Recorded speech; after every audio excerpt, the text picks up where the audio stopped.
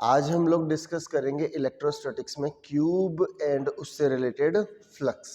Cube and उससे related flux 1 marks का question मेरे को जितना लगता है मिल जाएगा आपको बोर्ड के एग्जाम में।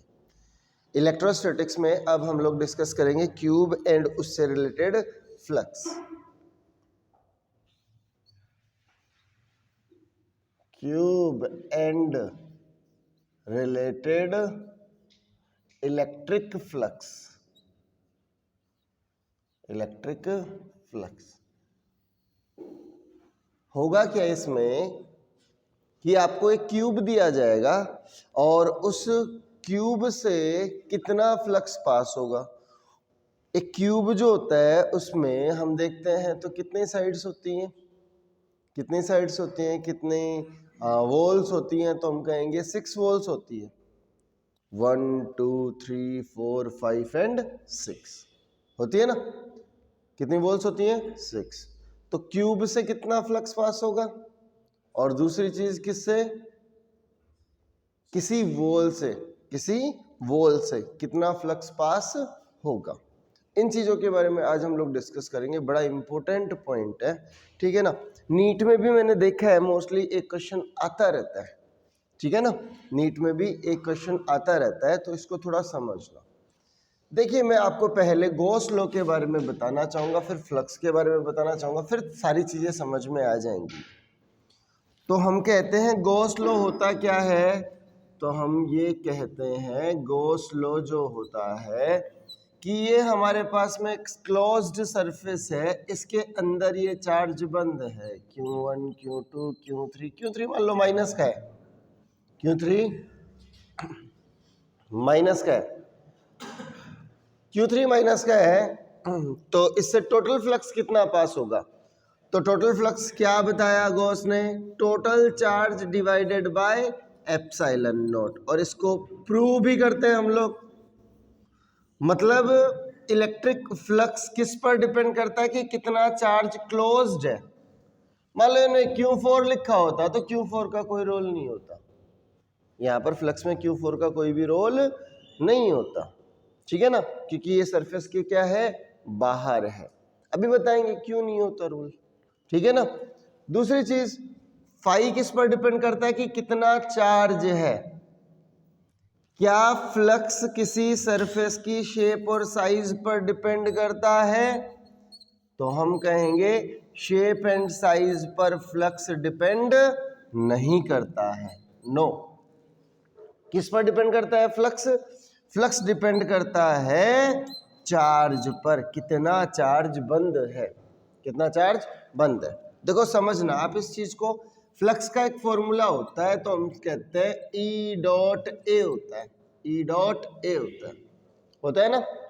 अब इधर ध्यान से सुनना, मान ले कोई चार्ज है ये हमारे पास में, ये एक पॉइंट चार्ज था। इस पॉइंट चार्ज से चारों तरफ इलेक्ट्रिक फील्ड निकलेंगी, हर डायरेक्शन में इलेक्ट्रिक फील्ड निकलेगी E।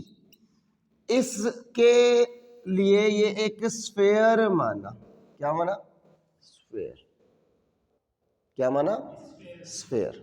इस स्फेयर से जितनी फील्ड लाइंस पास हो रही हैं उनको क्या बोलेंगे, फ्लक्स। तो 1 2 3 4 लाइन पार हो रही है, तो इसका फ्लक्स कितना हो गया, एक बार 4 लाइनें लिख देता हूं, 4 लाइंस, इसका फ्लक्स हो गया। क्लियर है क्या ये मेरी बात। अच्छा, आगे सुनना मेरी बात। यदि स्फेयर छोटा कर देता तो मैं, तो कितना फ्लक्स पास होता बताओ। सर सेम ही रहता। अच्छा, इस स्फेयर को मैं क्यूब बना देता तो बताओ, तो भी 4 ही रहता। बोलो रहता है नहीं रहता। इसका मतलब किस पर डिपेंड नहीं कर रहा, शेप एंड साइज पर। वो डिपेंड कर रहा है कि कितनी फील्ड बनी है, कितनी लाइंस बनी है, लाइंस पर डिपेंड कर रहा है ना। तो अब ये रिलेशन लेके आते हैं, ध्यान से सुनना। इस पॉइंट पर एरिया मान लिया A1 इस स्फेयर का, इसका एरिया मान लिया A2, इसका एरिया मान लिया A3। बताओ सबसे ज्यादा एरिया किसका हो गया, A3 का एरिया सबसे ज्यादा हो गया, उससे कम A2, सबसे कम A1। बोलो सही है क्या, सबसे ज्यादा एरिया क्या हो गया, A3, सबसे कम कौन सा हो गया, A1। अब मैं जैसे जैसे दूर जाऊंगा तो आर बढ़ेगा, आर बढ़ेगा तो मैं कहूंगा इलेक्ट्रिक फील्ड तो कम होगा, क्योंकि ई प्रोपोर्शनल टू 1/r²। होता है नहीं होता है, ई प्रोपोर्शनल टू 1/r²। तो मैं क्या कहूंगा, इस पॉइंट पर इलेक्ट्रिक फील्ड E1 मान लो, इस पर E2 मान लो, इस पर E3 मान लो। तो सबसे दूर कौन हो गया, इलेक्ट्रिक फील्ड। तो E3 तो सबसे कम हो जाएगा और फिर E2 आएगा और फिर कौन होगा, E1 होगा। तो जैसे जैसे दूर जाएंगे फील्ड क्या होगी, कम होगी ना। तो मैंने यहां पे क्या बोला, electric field is inversely proportional to area.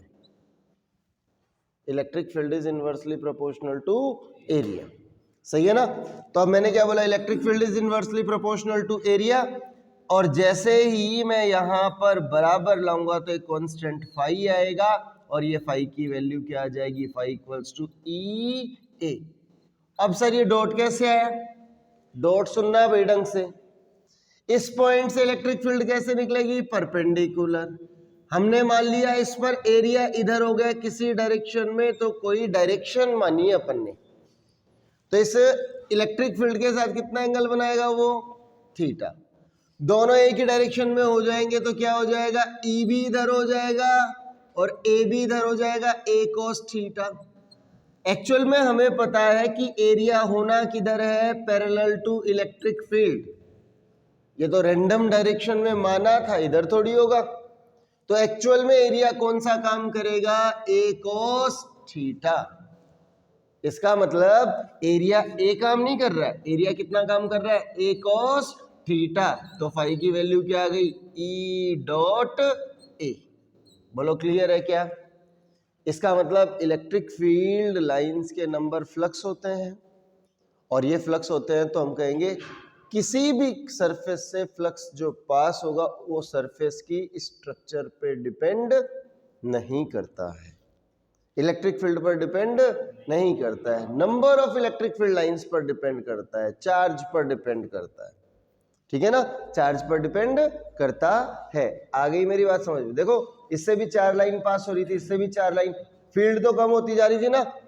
Field पर डिपेंड नहीं कर रहा है, एरिया पर डिपेंड नहीं कर रहा है, डिपेंड किस पे कर रहा है, कितना चार्ज बंद है, कितना चार्ज बंद है। ओके, ये बात समझ में आ गई। तो हम क्या कहेंगे, पहली चीज गॉस लॉ क्या होता है, टोटल चार्ज इनसाइड में डिवाइडेड बाय एप्सिलॉन नॉट। दूसरी बात कहेंगे फ्लक्स की value phi equals to E dot ए।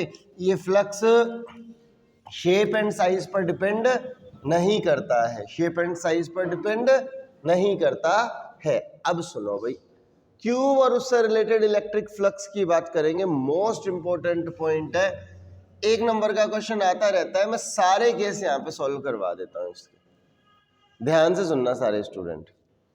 मैंने पहली बात यहां पर क्या बोली कि मान लो कि कोई भी चार्ज है, चार्ज क्यों is placed at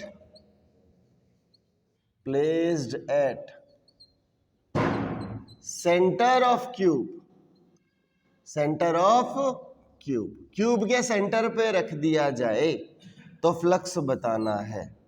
ये अपने पास में क्या हो गया, एक क्यूब। इस क्यूब के सेंटर पर क्या रख दिया हमने, एक चार्ज। इस क्यूब के सेंटर पर क्या रख दिया हमने, एक चार्ज, और ये सेंटर था जिस पर चार्ज रखा है क्यूब। क्यूब की साइड दे रखी थी ए, जिसकी कोई जरूरत नहीं है क्योंकि अभी हमने क्या बोला था, शेप एंड साइज पर डिपेंड नहीं करता है। फ्लक्स शेप एंड साइज पर डिपेंड नहीं करता है, नहीं भी दे तो कोई फर्क नहीं पड़ेगा। ओके, अब मेरे को बताओ आपसे क्या पूछा है, पहला तो क्यूब से कितना फ्लक्स पास होगा, किससे, क्यूब से। दूसरा पूछेगा आपसे कि एक वॉल से कितना फ्लक्स पास होगा। ये दोनों चीजें आपको आनी चाहिए, ये दोनों चीजें आपको आनी चाहिए। अब ये दोनों चीजें आनी चाहिए, इसको निकालेंगे, कैसे आएगी देखना, ध्यान से सुनना मेरी बात। ये जैसे रूम है, जिस रूम में बैठे हैं हम लोग, उस रूम को देख लेना, और उस रूम के सेंटर पे क्या है, चार्ज। बीचों बीच होगा ना सेंटर, और बीचों बीच सेंटर होगा तो उस पॉइंट पर चार्ज होगा, तो इलेक्ट्रिक फील्ड तो सभी डायरेक्शन में निकलेगी। सभी डायरेक्शन में निकलेगी। मान लो 60 इलेक्ट्रिक फील्ड लाइंस प्रोड्यूस कर रहा है कौन? ये चार्ज कितने फील्ड लाइंस प्रोड्यूस कर रहा है? 60। तो 10 तो इस वॉल से पास होंगी, 10 इस वॉल से पास होंगी, 10 उस वॉल से पास होंगी, 10 ऊपर, 10 नीचे और 10 इधर। बात क्लियर है क्या? कितनी कितनी वॉल पास होंगी? 10 10 10। यहां कितनी पास हो गई टोटल? 60। 10 10 10 10 10 और 10। सही है ना? अब मेरा कहने का मतलब क्या है, सारी की सारी 60 फील्ड लाइंस बना रहा था, वो 60 फील्ड लाइंस किससे पास हो रही थी? हर वॉल से पास हो रही थी या नहीं हो रही थी? सारी वॉल से पास हो रही थी। इसका मतलब टोटल चार्ज कितना बंद है क्यूब के अंदर? क्यों ही बंद है। क्यूब के अंदर कितना बंद है? क्यों ही बंद है। उसको बुला लो। कितना बंद है? क्यों। जल्दी दो हमारे पास।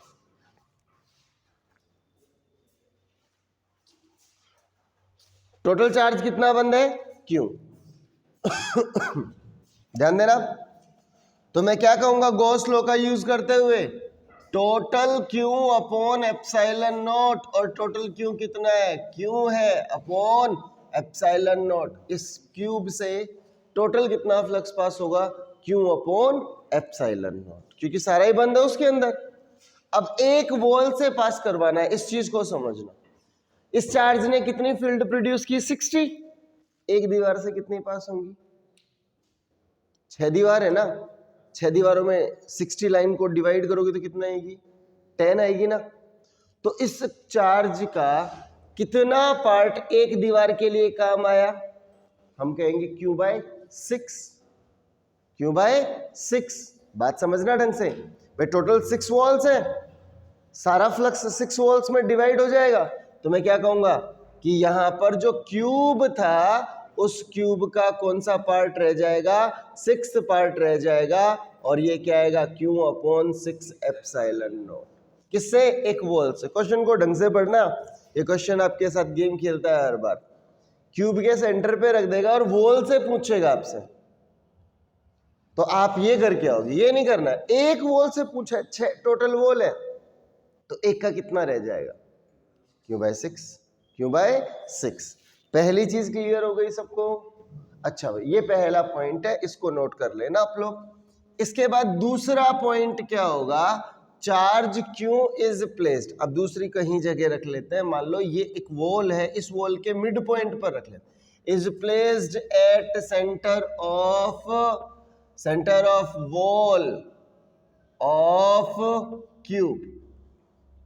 जो वॉल है, जो साइड है, उस साइड की सेंटर पर, साइड के सेंटर पर। साइड का सेंटर मतलब यहां पर।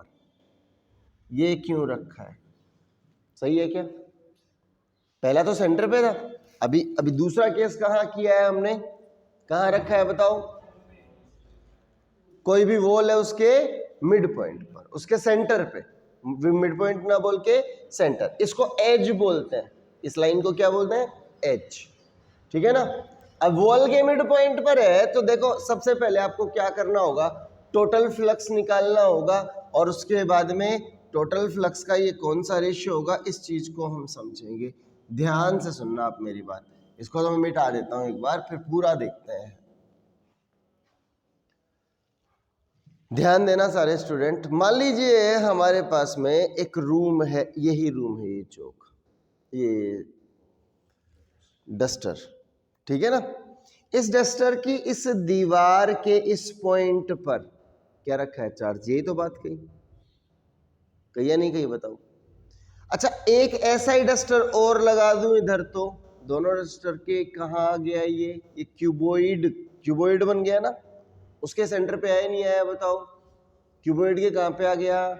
सेंटर पे। तो मैंने क्या कहा? ये पूरा चार्ज कितने क्यूब में बंद हुआ है? 2 में। एक क्यूब के पास कितना पार्ट आएगा इसका? आधा। आएगा ही नहीं आएगा? एक क्यूब के पास कितना पार्ट आएगा इसका? आधा। आधा बंद होगा, आधा इस वॉल से बाहर रहेगा और आधा इस वॉल के अंदर रहेगा। बाहर वाला तो बाहर फील्ड बनाएगा, इससे पास ही नहीं होंगी।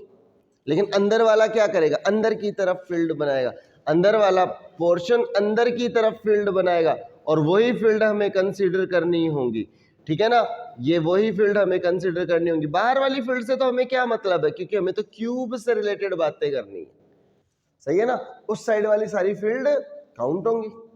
तो बताओ, एक क्यूब और बगल में रख देता हूं तो 2 क्यूब के कहां आ जाता है ये चार्ज, सेंटर पे। तो एक क्यूब के पास इस चार्ज का कितना पार्ट बंद है, आधा, आधा बंद, तो ये क्या आएगा, टोटल क्यू कितना है एक क्यूब के लिए, आधा डिवाइडेड बाय एप्सिलॉन नॉट, क्या बन जाएगा, Q by 2 epsilon not, Q by 2 epsilon not. अब सुनना भाई मेरी बात, जैसे इसी दीवार के मिड पॉइंट पर इसी बोर्ड जो है, ये इस रूम के लिए, इस क्यूब के लिए एक वॉल थी, और इस वॉल के मिड पॉइंट पर सेंटर पर एक चार्ज रखा था।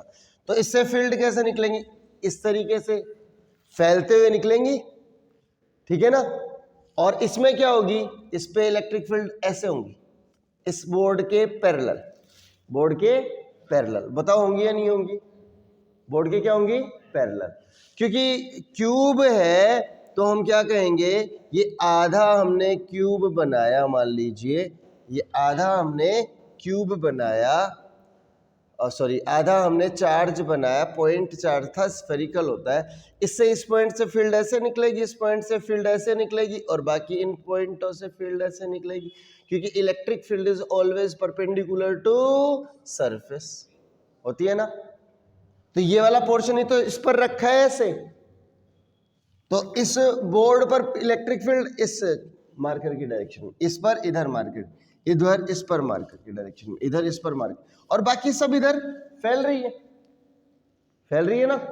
तो मैं यहां पर क्या कहूंगा, इस दीवार के पैरेलल है इलेक्ट्रिक फील्ड, और बाकी 5 से तो पास होगा ना, ऐसे जाके, सही है ना, ऐसे फैलते हुए जा रहा है ना, दूर होते जाएगा। तो मैं क्या कहूंगा, 1 2 3 4 5, 5 दीवार से तो पास होगा, इससे पास नहीं होगा क्योंकि इस दीवार के तो क्या था, पैरेलल, ठीक है। तो इसका मतलब ये इलेक्ट्रिक फील्ड लाइंस जो अंदर आ रही थी 5 वोल्ट से पास होगी, 1 वोल्ट से कितने पास होगी, 1/5, कितना होगी, 1/5। अब थोड़ा सा मेरी इस बात को थोड़ा अच्छे से और समझना, मैं थोड़ा सा इसमें नई चीज ऐड कर देता हूं। मान लो एक एप्पल है, मान लो एक एप्पल है, इस एप्पल को आधा काट दो तो आधा इस वॉल पर रखा जा सकता है क्या, हाँ रखा जा सकता है, रखा जा सकता है। तो वो कितना फ्लैट सरफेस हुआ एप्पल में, आधे एप्पल में 1 हुआ ना, तो एक सरफेस से फील्ड पास नहीं होगी, कितने से, 1 वॉल से फील्ड पास नहीं, जितने एप्पल को काटने के बाद फ्लैट सरफेस बचे उतने सरफेस से उतनी वॉल से फील्ड पास नहीं होगी। एप्पल को आधा काटते ही, आधा मतलब एप्पल चार्ज था, आधा काटते ही मैंने क्या कहा, इस पे रखा जाएगा, सही है ना, और वैसे ही ऐसे ही लगेगा मैं बिल्कुल। तो एक सरफेस इससे, क्योंकि आधे एप्पल में एक ही फ्लैट सरफेस होगा बिल्कुल बीचों वाला जो वाइट दिखेगा अपने को, और एक फ्लैट सरफेस होगा, इसका मतलब एक सरफेस से फील्ड पास नहीं होगी, तो कितने से पास होगी, 5 से। अब ये चीज आपको थोड़ा सा आगे चल के समझ में आएंगी, ठीक है ना, थोड़ा सा आगे चल के 1-2 पॉइंट और हो जाएंगे तब कोई दिक्कत नहीं आएगी। तो मैं क्या कहूंगा, 5th पार्ट रह जाएगा टोटल फ्लक्स का, कितना पार्ट रह जाएगा, 5th पार्ट, क्योंकि 5 दीवार से पास होगा ना, तो कितना आ जाएगा, Q/10 एप्सिलॉन नॉट। आ गया ना ऐसा क्वेश्चन, फ्री हो जाएंगे हम सारे। एप्पल में कितने फ्लैट सरफेस आए थे इसमें काटने के बाद, 1, इसलिए ये चीज नोट जरूर करना है इनको, ये इंपॉर्टेंट है। तीसरा पॉइंट क्या है अपने पास में, चार्ज को रख दें, is placed at mid point of edge of, mid point of edge मतलब किनारा, एज ऑफ क्यूब, एक क्यूब के एज के मिड पॉइंट पर हम इस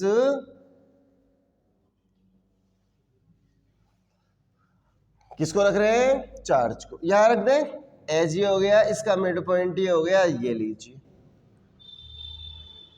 अब आपको बताना है कि कितना फ्लक्स पास होगा क्यूब से और कितना फ्लक्स पास होगा उसकी वॉल से। कितना फ्लक्स पास होगा क्यूब से और कितना फ्लक्स पास होगा वॉल से। अब इसको फिर से समझना। मान लीजिए ये अपने पास क्या है, क्यूब है, ठीक। इस क्यूब के एज मतलब ये वॉल हो गई, ये ऐसे मान लेता हूं, ये वॉल हो गई। इसके मिड पॉइंट पर क्या रखा है, चार्ज। एक क्यूब इधर रखा, एक इधर रखा, एक इधर रखा, 4 क्यूब हो गए।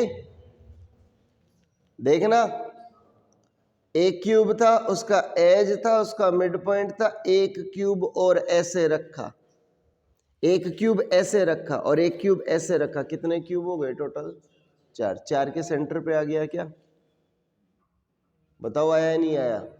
4 के कहां पर आ गया, सेंटर पे। तो 4 के सेंटर पे आया तो एक क्यूब के पास कितना चार्ज आया, चौथा पार्ट आया, फोर्थ पार्ट आया। इसका मतलब मैं क्या कहूंगा, टोटल चार्ज कितना काम आया, Q/4 upon epsilon not, Q/4 epsilon not. Clear.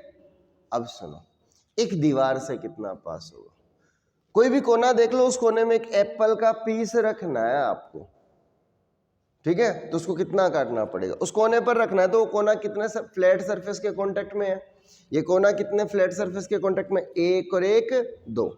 Apple को पहले ऐसे काटा और फिर ऐसे काटा, 4 पीस हो गए। कितने पीस हो गए, 4। एक पीस को उठाएंगे तो उस कोने में सेटल होगा या नहीं होगा, बताओ।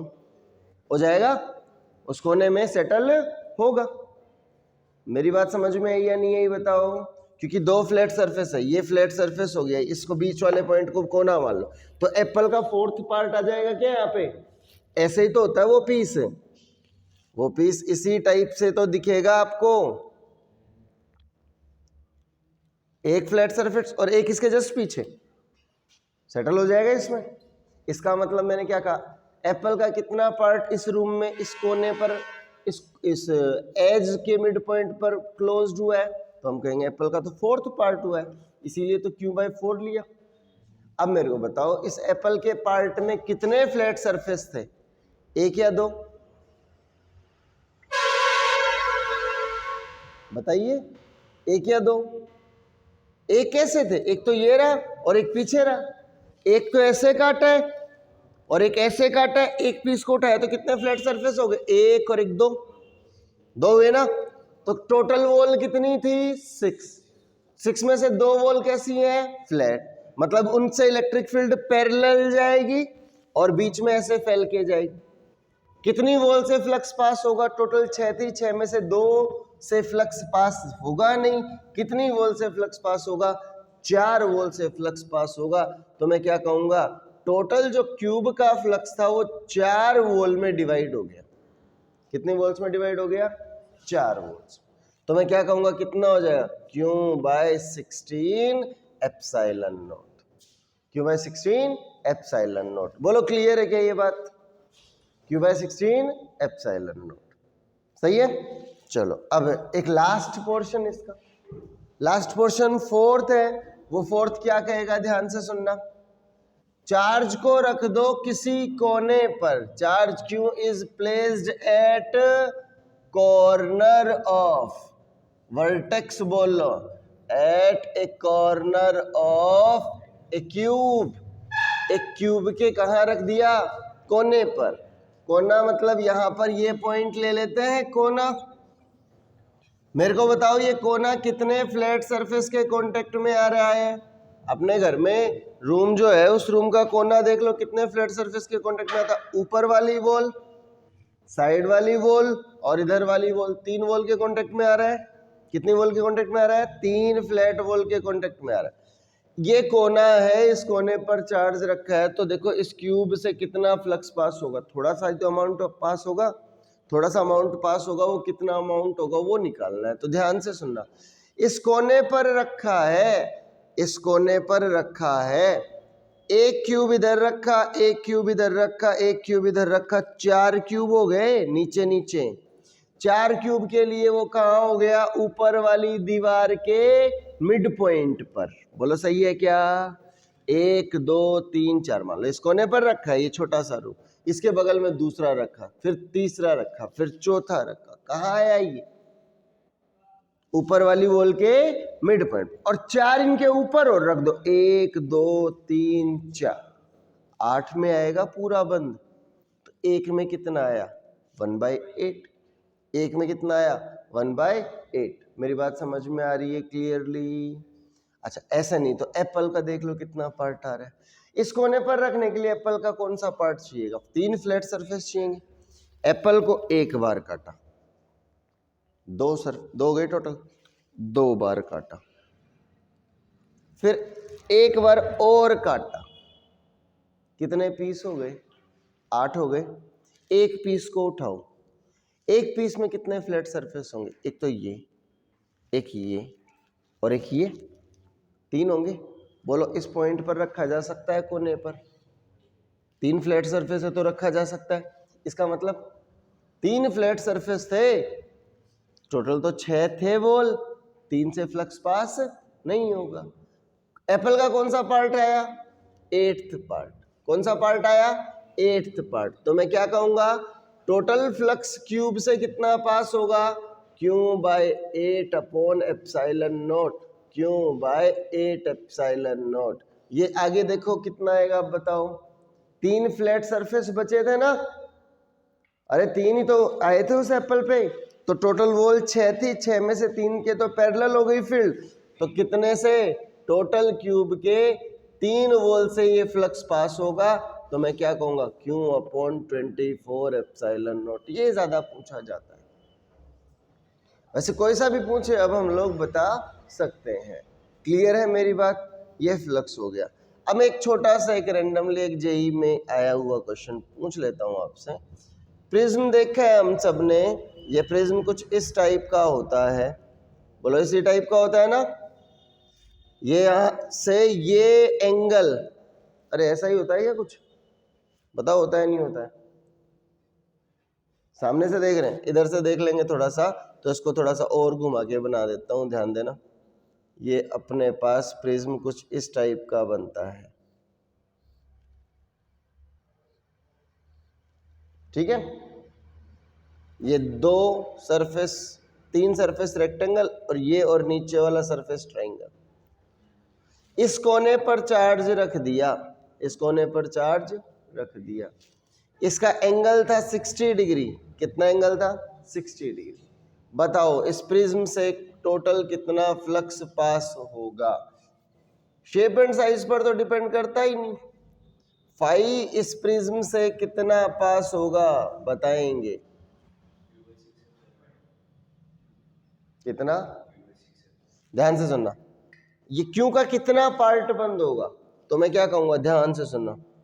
पूरा का पूरा पार्ट होता ये क्यों बंद होता, तो ये एंगल कितना होता? 360 डिग्री होता ना। तो ऐसे कितने प्रिज्म रखने पड़ेंगे? 1 2 3 4 5 6, 6 पे 360 हो गया। एक प्रिज्म, 2 3 4 5 6 रख दिए। तो ऊपर वाले पॉइंट पर बच गया ना, उसके एक वॉल पर बच गया ना, ऊपर वाली पर 6 ऊपर और रख दो, 12 हो गए। तो 12 के लिए कहां पे आ गया? बीचों बीच आ गया। एक में कितना पार्ट आएगा बताओ जरा?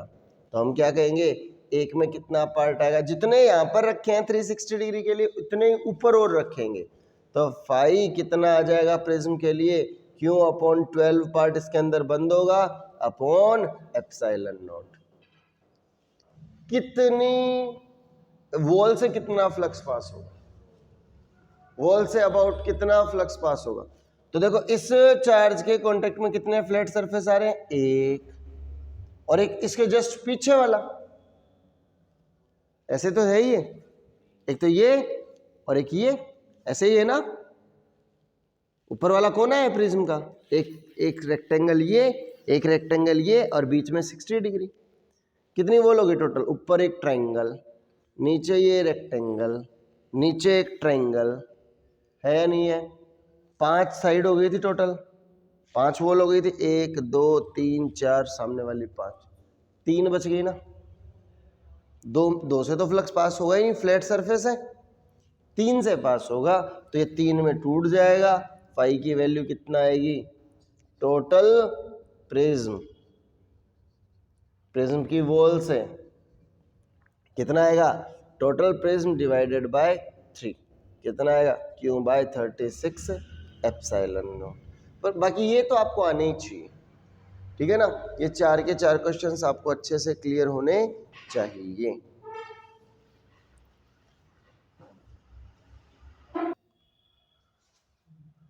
तो 1 मिनट इसको और देखना।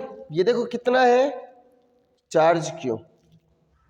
फ्लैट सरफेस तो ऊपर भी है और एक इधर है और एक इधर है, 3 है ना फ्लैट सरफेस। तो सामने वाली दीवार एक और एक नीचे वाला, एक तो इससे फ्लक्स पास होगा और एक सामने वाली दीवार से फ्लक्स आएगा। क्योंकि 3 से तो क्या हो गया, फ्लैट सरफेस होने की वजह से फ्लक्स 0 हो गया। इसलिए 5 में से 3 साइड से नहीं होगा, 2 साइड से होगा। तो ये कितना आएगा? अपॉन 24। Okay, upon 24। तो थोड़ा ये ध्यान रखना। आ गई ये बात समझ में? Okay, thank you.